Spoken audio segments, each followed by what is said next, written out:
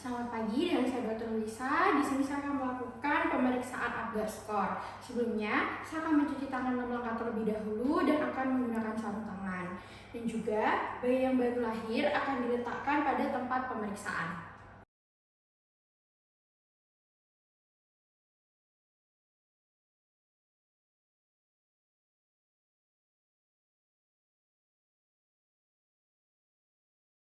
Baik, pertama di sini saya akan menilai appearance, yaitu dari warna kulit, di mana untuk warna kulitnya di sini seluruh tubuhnya kemerahan, jadi skornya 2. Selanjutnya saya akan melihat pulse, yaitu laju jantung, di mana laju jantungnya ini saya akan mengukur dengan meletakkan tangan di dada bayi dan mengukur frekuensi denyut jantung selama 1 menit.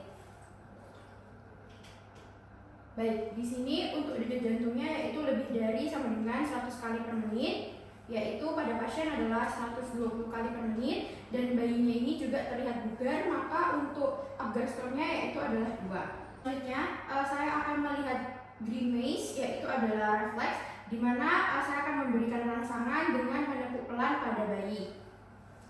Baik, selanjutnya di sini pada bayinya reaksinya melawan, jadi untuk skornya adalah 2. Selanjutnya saya akan menilai activity atau tonus ototnya. Di sini saya akan melihat gerakan bayinya, di mana untuk gerakan bayinya di sini aktif ya. Jadi untuk skornya adalah 2. Selanjutnya saya akan menilai respiration atau usaha nafas. Di sini saya lihat dengan usaha nafasnya melalui tangisan bayi. Untuk tangisannya itu menangis kuat, sehingga skornya adalah 2. Selanjutnya saya akan menilai jumlah skor, di mana untuk jumlahnya keseluruhan adalah 10, di mana apabila 10 yaitu hasilnya tidak ada asfiksia, yang artinya Apgar skor pada bayi ini semuanya normal. Baik, selanjutnya saya akan melakukan pemeriksaan bayi baru lahir. Sebelumnya saya akan mencuci tangan 7 langkah terlebih dahulu dan mengenakan sarung tangan bersih. Di sini pertama-tama saya akan menjaga suhu bayi dan lingkungan dalam keadaan sehat, di mana saya akan menggunakan lampu sorot untuk menghangatkan bayi, di mana jarak lampu sorotnya dengan bayi yaitu kurang lebih 60 cm. Lalu selanjutnya saya akan menjaga suhu ruangan tidak lebih dingin dari 25 derajat Celcius, di mana bila perlu AC dan kipas angin tidak boleh dihidupkan. Selanjutnya mengeringkan bayi secepatnya, terutama kepala, tanpa menghilangkan vernix.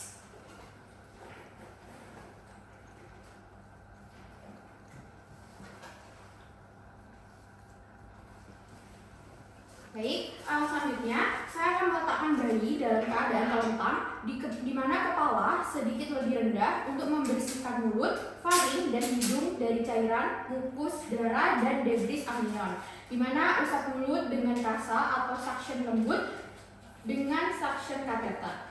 Di mana pada bayi baru lahir dengan kondisi sehat dapat langsung diberikan pada ibu untuk inisiasi menyusui dini. Bila dikhawatirkan adanya gawat nafas, bayi harus diletakkan pada box penghangat dan observasi ketat. Baik, di sini bayi sudah dalam posisi telentang, lalu saya akan membersihkan mulut, faring, dan juga hidung dari cairan.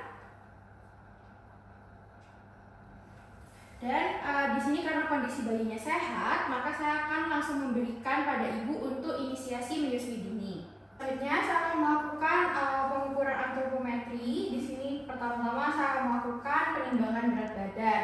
Di mana untuk penimbangan berat badan yaitu meletakkan kain atau kertas pelindung dan atur skala timbang ke titik 0 sebelum penimbangan. Lalu hasil timbangan dikurangi dengan hasil berat alas dan pembungkus bayi, yaitu untuk normalnya adalah 2.500 hingga 4.000 gram.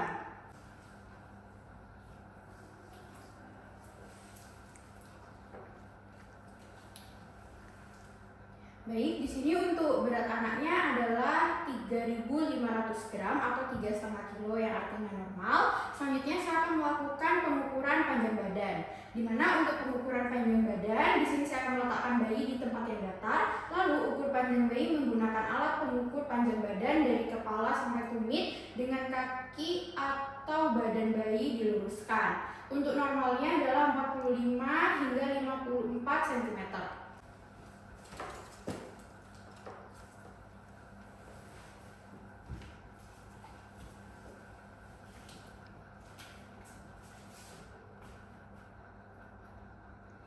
Baik, di sini untuk panjang badan dari bayinya adalah 54 cm yang artinya normal. Selanjutnya, saya akan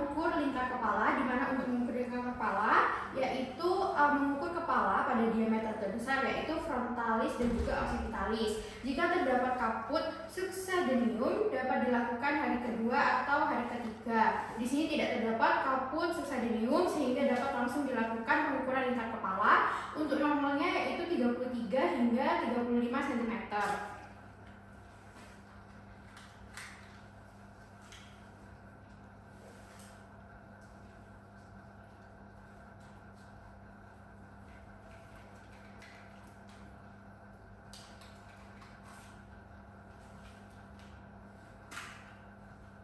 Untuk lingkar kepalanya adalah 34 cm yang artinya normal. Selanjutnya saya akan melakukan pengukuran lingkar dada. Di sini untuk pengukuran dilakukan dari daerah dada ke punggung kembali ke dada. Dan juga pengukuran dilakukan melalui kedua puting susu. Untuk normalnya adalah 30 hingga 38 cm.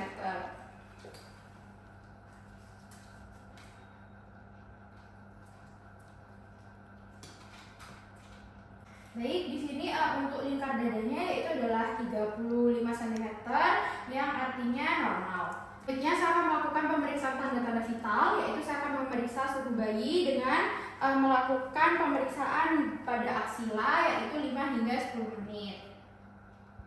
Baik, di sini untuk suhunya normal ya, yaitu adalah 36,5 derajat Celcius. Selanjutnya saya akan melakukan pemantauan denyut jantung bayi, di mana saya akan memperhatikan keteraturan denyut jantung bayi dan hitung frekuensinya selama 1 menit. Di mana biasanya untuk nilai normalnya adalah 120 hingga 160 kali per menit.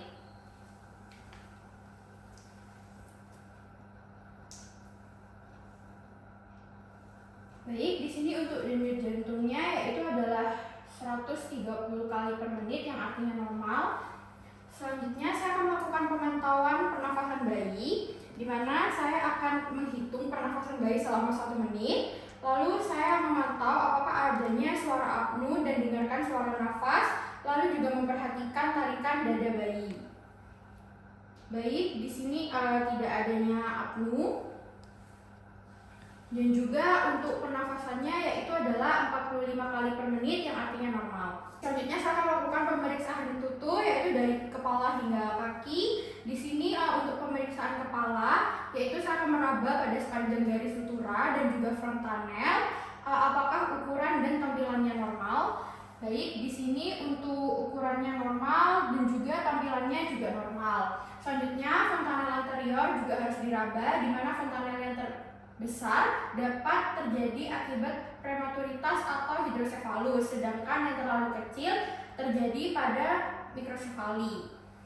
Baik, di sini untuk fontanelnya ini normal ya, tidak ada pembesaran maupun ukuran yang terlalu kecil. Selanjutnya saya melihat di sini tidak adanya trauma kelahiran, di mana trauma kelahiran ini bisa terjadi karena adanya kaput suksadenium, lalu sefalohematoma, perdarahan subpneumonic ataupun fraktur tulang tengkorak. Selanjutnya saya juga memperhatikan bahwasanya tidak ada kelainan kongenital seperti anencefali dan juga mikrosefali. Selanjutnya adalah pemeriksaan mata, di mana di sini saya akan memeriksa jumlahnya. Untuk jumlahnya normal ada 2, lalu posisinya juga normal, lalu juga letak matanya normal, lalu gerakan bola matanya juga normal. Di sini saya akan memeriksa pada korneanya. Baik, untuk korneanya di sini tidak adanya pembesaran, lalu juga tidak adanya kekeruhan. Selanjutnya tidak ada juga traumas pada palpebra, lalu juga tidak ada perdarahan konjungtiva ataupun retina. Selanjutnya saya juga memeriksa di sini tidak adanya sekret yang menutupi mata, lalu juga tidak ada konjungtivitis oleh kuman gonococcus yang dapat menyebabkan panoftalmia dan juga kebutaan. Juga pada skleranya ini tidak tampak gejala icterus ya. Dan untuk eye blinking refleksnya di sini gerakan menutup dan mengejapkan matanya jika terkena sinar ini dapat mengerjap ya. Artinya normal. Selanjutnya saya akan melakukan pemeriksaan telinga.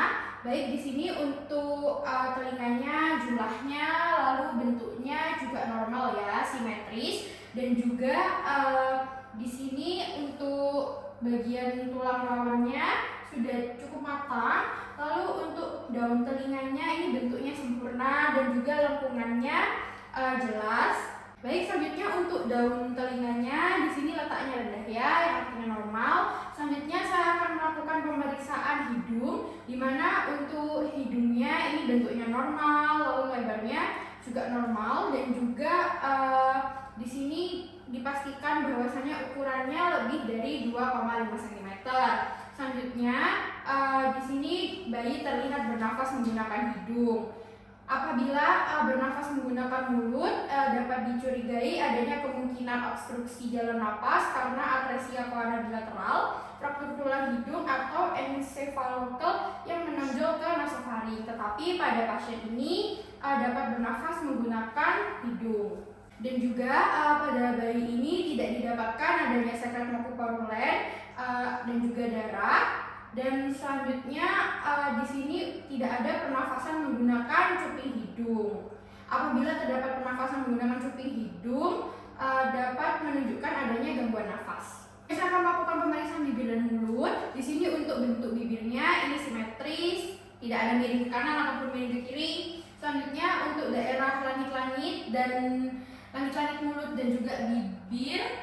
Di sini semuanya normal ya, tidak ada bibir sumbing juga, lalu tidak ada bercak putih yang menutupi gusi maupun palatum. Dan selanjutnya saya akan mengkaji untuk refleks rutinnya atau refleks mencari puting susu. Baik, di sini refleksnya baik ya, karena bayi kayak mencari putih susu. Selanjutnya untuk refleks sakingnya, baik, di sini refleks saking atau menghisapnya ini normal, dan juga refleks swallowing atau menelannya juga normal. Baik, selanjutnya saya akan melakukan pemeriksaan leher, di mana pada leher bayi ini biasanya pendek, namun kita harus lihat apakah simetris atau tidak. Di sini untuk lehernya simetris, lalu pergerakannya juga baik ya, tidak keterbatasan pergerakan yang memungkinkan adanya kelainan tulang leher. Selanjutnya di sini tidak ada trauma pada leher ya, yang dapat menyebabkan kerusakan pada flexus brachialis. Dan juga pada saat dilakukan perabaan di sini tidak ada pembekakan atau pembesaran kelenjar tiroid dan juga vena jugularis. Kita lakukan pemeriksaan dada, di mana untuk pemeriksaan dada ini dadanya simetris ya pada saat bernafas, dan juga pernapasan yang normal ini dinding dada dan abdomennya bergerak secara bersamaan, yaitu tarikan sternum atau interkostal pada saat bernapas juga perlu diperhatikan. Di sini semuanya normal. Lalu pada bayi yang sudah cukup bulan, di sini puting susunya sudah terbentuk dan juga tampak simetris. Lalu payudaranya juga tampak sedikit membesar, tetapi ini dalam batas normal. Selanjutnya saya akan memeriksa bahu, lengan, dan juga tangan. Di sini untuk pemeriksaan kedua lengan, saya dapat meluruskan kedua lengan ke arah bawah. Baik, di sini panjangnya keduanya simetris dan juga sama. Selanjutnya untuk pemeriksaan jari-jari, di sini semua jari-jarinya lengkap, tidak ada polidaktil maupun sindaktil. Di sini untuk telapak tangannya di sini dapat terbuka, dan juga garis tangannya juga normal dan tidak hanya terdapat satu buah. Dan juga di sini tidak adanya parodisia pada kuku yang dapat menyebabkan terinfeksi atau tercabut sehingga menimbulkan luka dan perdarahan. Di sini tidak ada ya. Lalu saya akan mengkaji untuk refleks Moro dan kemungkinan adanya fraktur, di mana bayi akan mengembangkan tangannya ke samping dan melebarkan jari-jarinya, kemudian menarik tangannya kembali dengan cepat seperti ingin memeluk seseorang. Baik, untuk refleks Moronya di sini normal ya. Selanjutnya saya akan mengkaji refleks palmal atau grasping yang artinya menggenggam, di mana bila kita melakukan goresan jari tangan melalui bagian dalam atau meletakkan jari kita pada telapak tangan bayi, jari-jari bayi akan melingkar ke dalam seolah memegangi suatu benda dengan kuat. Baik, di sini refleks palmalnya atau graspingnya normal ya, bayi dapat menggenggam. Selanjutnya saya akan melakukan pemeriksaan abdomen. Di sini saya akan mengamati tali pusatnya. Bayi tali pusatnya ini normal ya, karena terdapat 2 arteri dan juga 1 vena. Selanjutnya saya akan mengobservasi pergerakan abdomen. Di sini untuk abdomennya tampak bulat dan juga bergerak secara serentak dengan pergerakan dada saat bernafas. Selanjutnya saya akan meraba abdomen untuk memeriksa apakah adanya massa.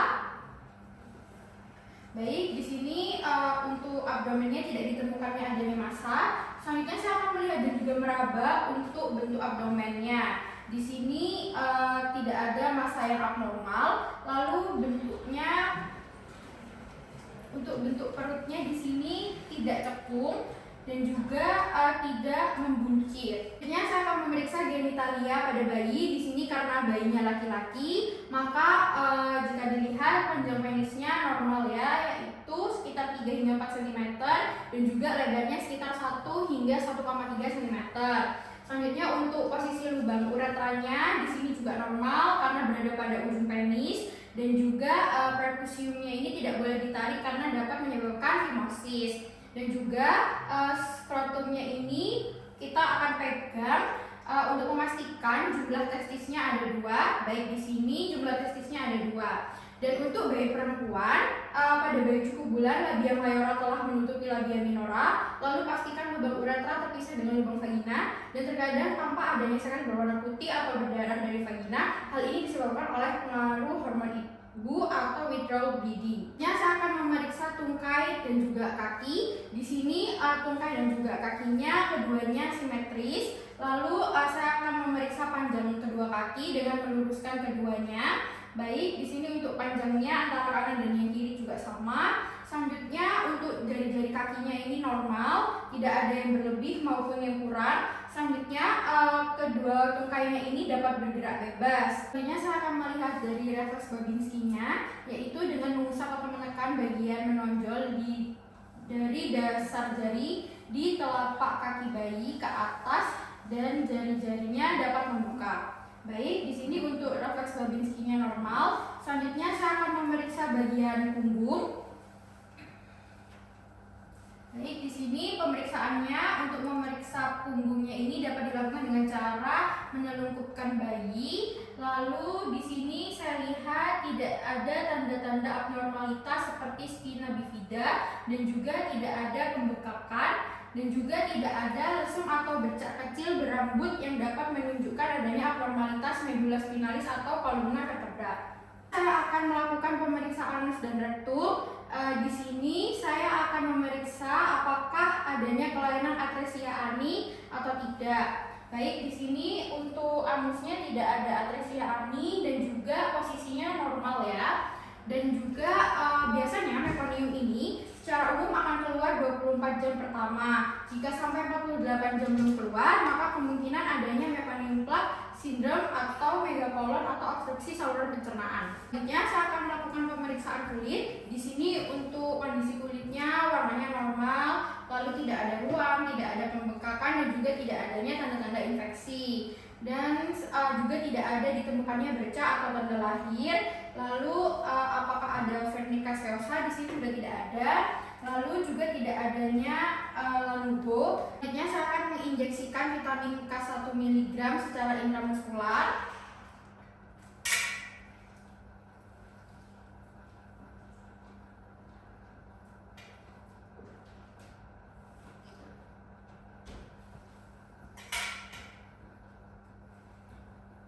Baik, selanjutnya saya akan melakukan pengambilan darah untuk newborn screening, yaitu untuk HB, golongan darah, HCT, BS, bilirubin, dan juga hearing impairment screening. Bu, dari hasil pemeriksaan yang sudah dilakukan tadi, semuanya normal ya Bu ya.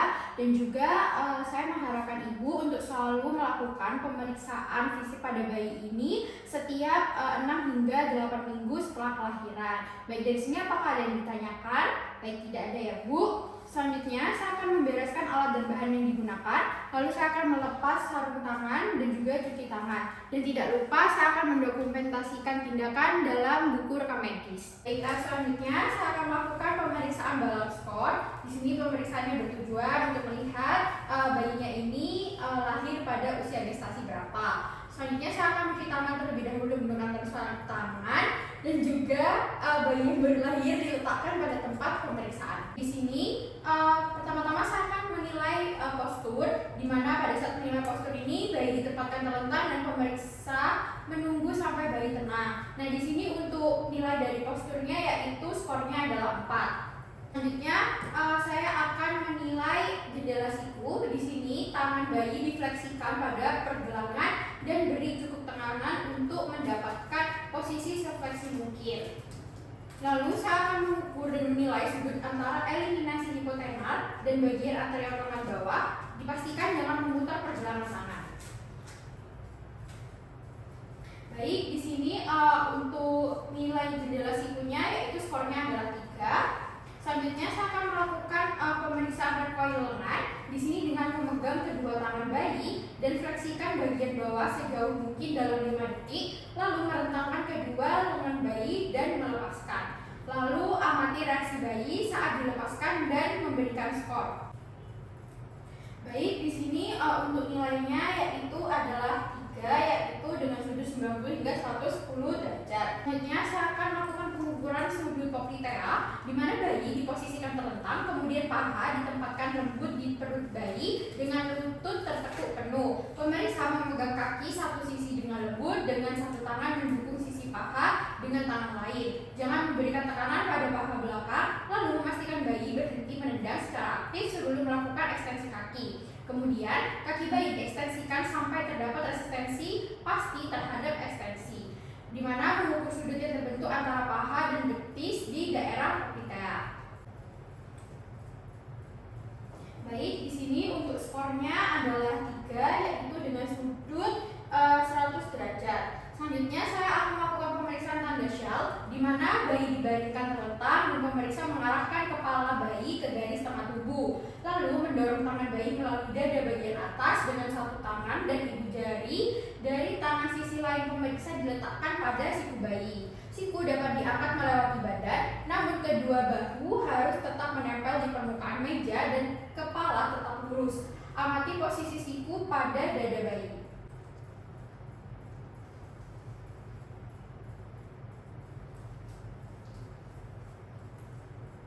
Baik, di sini untuk skornya adalah 3. Selanjutnya, saya akan melakukan penilaian pada perasa tumit telinga, di mana posisi bayi dalam keadaan terlentang, lalu pegang kaki bayi dengan ibu jari dan juga telunjuk, tarik sedekat mungkin dengan kepala tanpa memaksa, lalu pertahankan panggul pada permukaan meja periksa dan amati jarak antara kaki dan kepala serta tingkat ekstensi lutut. Baik, di sini untuk skornya adalah 4, dan selanjutnya saya akan melakukan penilaian kematangan fisik. Yang pertama yaitu kulit, di mana saya akan memperhatikan kulit bayi dari warnanya maupun tekstur, dan saya akan memberikan skor untuk bayi ini adalah skornya 4, di mana untuk kulitnya seperti kertas kulit, lalu pecah-pecah dalam dan tidak ada di permukaan vena. Selanjutnya saya akan menilai adanya lanugo, di mana dengan memperhatikan lanugo atau rambut halus pada bayi dengan mengamati daerah atas dan bawah punggung bayi. Kemudian saya akan memberikan skor. Baik, di sini untuk lanugonya skornya 4, yaitu umumnya tidak ada. Selanjutnya saya akan melakukan penilaian permukaan pelantar kaki, di mana mengukur panjang kaki dari ujung jari kaki hingga tumit dan lihat garis telapak kaki. Kemudian saya akan memberikan skor. Baik, di sini untuk skornya adalah 3, di mana lipatan pada 2/3 anterior. Selanjutnya saya akan melakukan penilaian pada payudara. Di sini menilai ukuran areola dan menilai ada atau tidaknya bintik-bintik akibat pertumbuhan papila Montgomery, di mana palpasi jaringan memai di bawah areola dengan ibu jari dan telunjuk untuk mengukur diameternya. Baik, di sini untuk skornya adalah 3, yaitu areolanya timbul dan juga adanya benjolan sekitar 3 hingga 4 mm. Selanjutnya saya akan melakukan pemeriksaan pada mata dan juga daun telinga, di mana pemeriksaan daun telinga dengan palpasi ketebalan kartilago dan melipat daun telinga ke arah wajah, kemudian lepaskan dengan mengamati kecepatan kembalinya daun telinga ketika dilepaskan seperti semula. Dan juga untuk pemeriksaan mata dengan membuka dan memisahkan palpebra superior dan inferior dengan menggunakan jari telunjuk dan ibu jari, kemudian memberikan skor.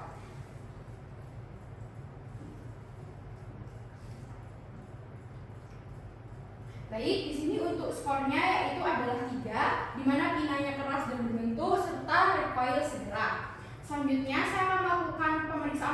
berkelamin. Di sini karena bayinya adalah berkelamin laki-laki, di sini untuk kelaminnya skornya yaitu 4, di mana di sini testisnya yaitu pendulus dan juga RG-nya dalam. Apabila pada bayi wanita juga diamati mengenai klitoris, labia mayora dan juga labia minora. Baik, hasil dari pemeriksaan balat skornya ini didapatkan total skornya dalam 40, sehingga usia kehamilan atau gestasi pada bayi ini dilahirkan yaitu pada usia 40 minggu. Dari sini apakah ada yang ingin ditanyakan Ibu? Baik, tidak ada ya Bu. Terima kasih.